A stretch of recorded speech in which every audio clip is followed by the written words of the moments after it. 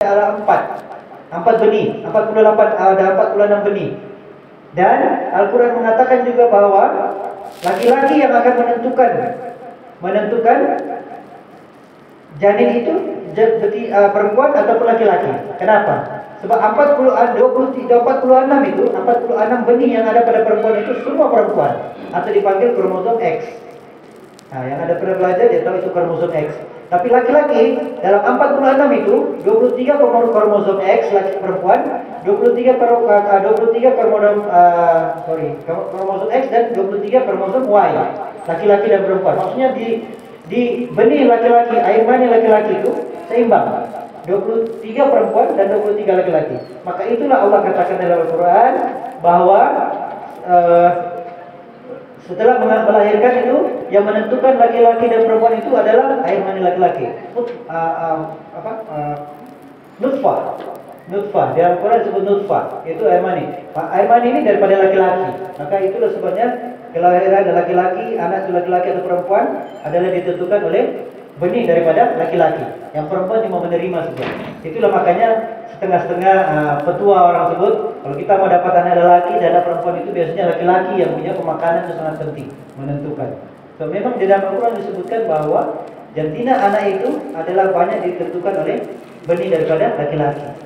Kalau benih laki-laki itu yang bersenyawa, bertemu X dengan X, maka dia jadi anak perempuan. Ataupun dia bertemu dengan laki-laki, dia akan jadi laki-laki. Ya, nah, ini Al-Quran betapa indahnya itu. Nah, ini tidak ditahu pada zaman Rasulullah, tidak ditahu. Kemudian saja bila Allah semakin buka itu baru dia terbuka. Begitu juga di dalam Al-Quran disebut perkataan bulan sebanyak 12 kali. 12 kali. Maka di dalam kalender juga dia ada 12 bulan.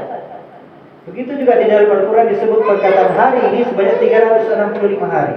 Dan terbukti bahwa setiap satu tahun itu rata ada 365 hari. Nah, 365 hari. Nah, begitu indahnya ciptaan Allah, begitu indahnya Al-Quran ini. Seimbang. Ini yang diantara telah dibuktikan secara matematika di dalam Al-Quran.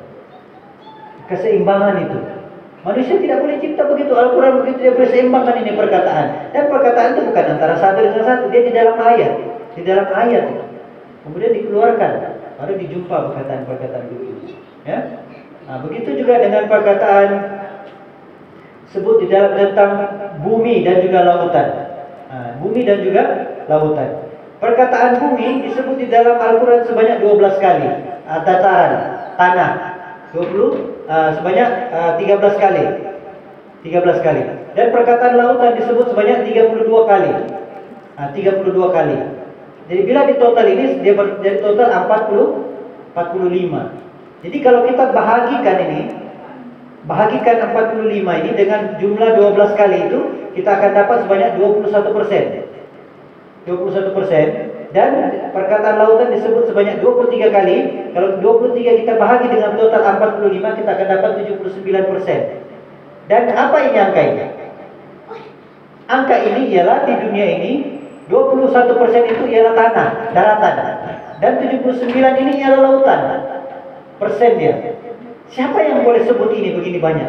Yang boleh jelas dengan tepat sekali kalau bukan pencipta, kalau bukan Allah. Maka Allah sampaikan itu secara rahasia di dalam Al-Quran.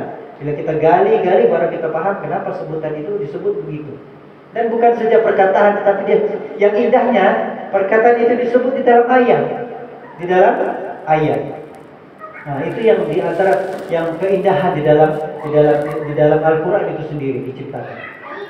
Begitu susunan ayat itu sehingga dia menjadi satu susunan yang indah. Kalau kita baca kita tidak nampak ini, tapi bila kita gali, kita tahu orang menggali menggunakan komputer, dikaji dan dibuktikan ini, maka inilah pertemuan-pertemuan yang dijumpa di dalam Al-Quran yang ada di dalam situ.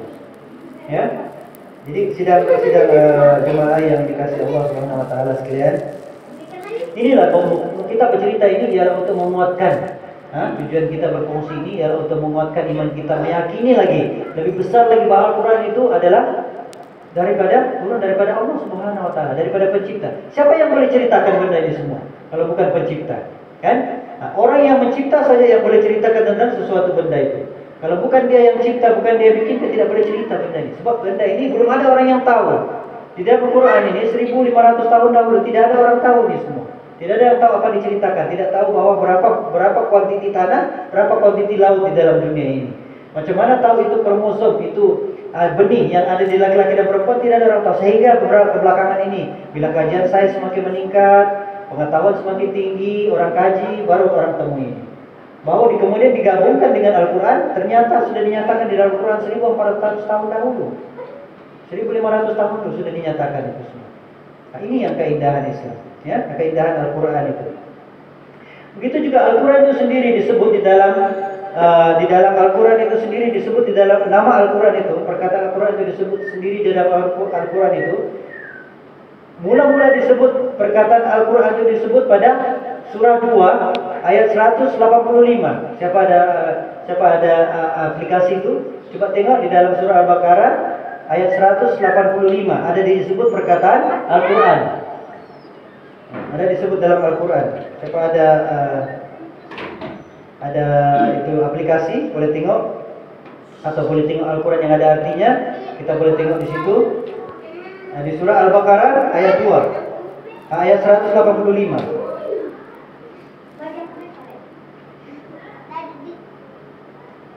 Ada siapa boleh coba bacakan, tengok apa dia maksud?